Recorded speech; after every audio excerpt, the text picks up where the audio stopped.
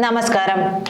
India ബ്രിട്ടനിൽ നിന്നും 100 ton സ്വർണമാണ് എത്തിച്ചിരിക്കുന്നത്.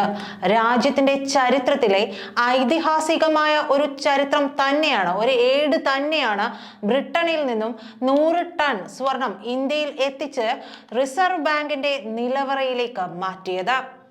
ഇത് ബ്രിട്ടന്റെ സ്വർണമല്ല, ഇന്ത്യയുടെ സ്വർണം തന്നെ. പല കാലങ്ങളിൽ സൂക്ഷിക്കാനും കടം വാങ്ങാനും ഒക്കെയായി ബ്രിട്ടനിലേക്ക് മാറ്റിയ സ്വർണമാണിത്. മോദിക്ക് മുമ്പുള്ള പ്രധാനമന്ത്രിമാരിൽ ചിലർ വിമാനത്തിൽ സ്വർണം ബ്രിട്ടനിൽ എത്തിച്ച് പണയം വെച്ചായിരുന്നു ഇന്ത്യയിലെ ഭരണം നടത്തിയതത്രേ.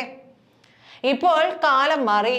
മുൻ പ്രധാനമന്ത്രിമാർ ബ്രിട്ടനിൽ എത്തിച്ച പണയ വസ്തുവാക്കിയ സ്വർണം ഇന്ത്യ ഇങ്ങ് തിരിച്ചെടുക്കുകയാണ്.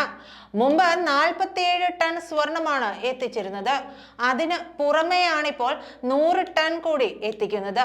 അതീവ സുരക്ഷയിൽ ഇത് രഹസ്യ നിലവറയിലേക്ക് റിസർവ് ബാങ്ക് മാറ്റും. 100 ടൺ സ്വർണം 10 ലോറികളിൽ കയറ്റാനുള്ള അത്രയ്ക്കും ഭാരം വരും. മാർച്ച് അവസാനം RBIയുടെ പക്കൽ 822.1 ടൺ സ്വർണം ഉണ്ടായിരുന്നു.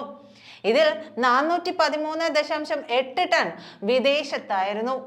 കഴിഞ്ഞ സാമ്പത്തിക വർഷത്തിൽ 27.5 ടൺ സ്വർണം ശേഖരത്തിൽ റിസർവ് ബാങ്ക് അധികമായി കൂട്ടി. ഇതോടെ സ്വർണ ശേഖരം ഏതാണ്ട് 900 ടൺ ഉണ്ടായി.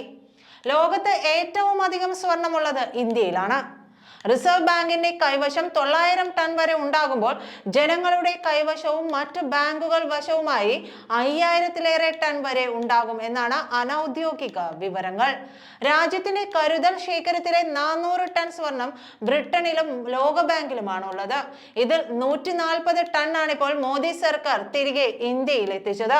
260 ടൺ സ്വർണം കൂടി ഇനിയും ഇന്ത്യയിൽ എത്താനുണ്ട്.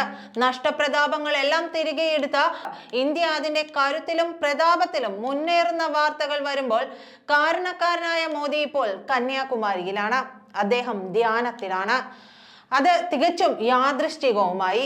വരും മാസങ്ങളിലും ഇത്തരം സ്വർണം ഇന്ത്യയിലെത്തിക്കുമെന്ന് RBI അറിയിച്ചിട്ടുണ്ട്.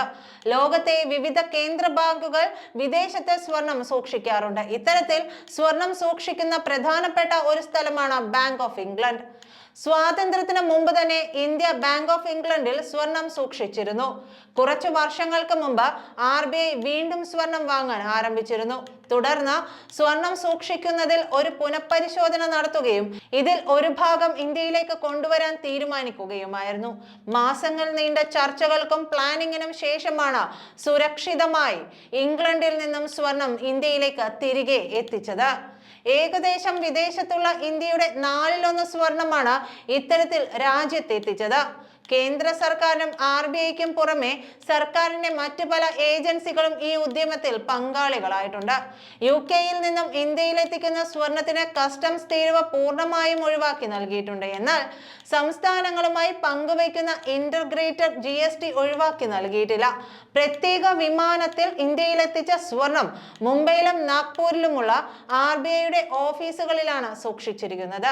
1991-ൽ ചന്ദ്രശേഖർ സർക്കാർ ഇന്ത്യയുടെ കരുതൽ ശേഖരത്തിലുണ്ടായിരുന്ന സ്വർണം പണയം വെച്ചിരുന്നു. തുടർന്ന് 15 വർഷങ്ങൾക്ക് മുമ്പ് IMF-ൽ 200 ടൺ സ്വർണം ഇന്ത്യ വാങ്ങുകയും ചെയ്തു. ഇതിനുശേഷം പലപ്പോഴായി സ്വർണം വാങ്ങി ഇന്ത്യ കരുതൽ ശേഖരത്തിനൊപ്പം ചേർത്തിരുന്നു. സ്വർണ ശേഖരം സമ്പദ് വ്യവസ്ഥയുടെ കരുത്ത് തെളിയിക്കുന്ന ഘടകങ്ങളിൽ ഒന്നായാണ് വിലയിരുത്തുന്നത്. RBI ഇപ്പോൾ രാജ്യത്തിനകത്ത് മുംബൈയിലെ മിന്റ് റോഡിലെയും നാഗ്പൂരിലെയും RBIയുടെ പഴയ ഓഫീസ് കെട്ടിടങ്ങളിലെ നിലവറകളിലാണ് സ്വർണം സൂക്ഷിച്ചിരിക്കുന്നത്. നാഗ്പൂരിലാണ് റിസർവ് ബാങ്ക് സ്വർണ ശേഖരത്തിന്റെ അധിക ഭാഗങ്ങളും സൂക്ഷിച്ചിരിക്കുന്ന നിലവറകൾ. രാജ്യസുരക്ഷയ്ക്ക് ഏറ്റവും കൃത്യതയാർന്ന സ്ഥലം എന്നതാണ് നിലവറകൾ തിരഞ്ഞെടുക്കുന്ന സ്ഥലങ്ങളുടെ പ്രത്യേകതകൾ. നന്ദി.